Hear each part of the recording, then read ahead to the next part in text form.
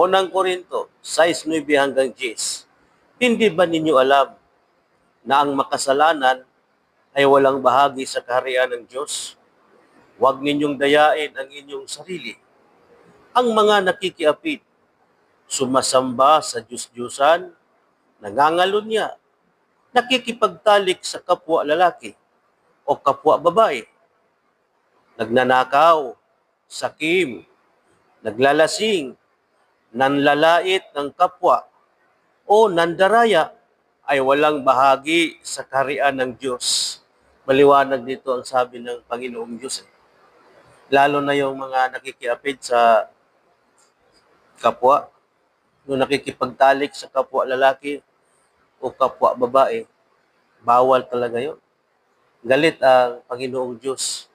Kaya ang sabi nga, hindi magmamana ng kanyang kaharian. Sana mapansin ito ng marami. Ang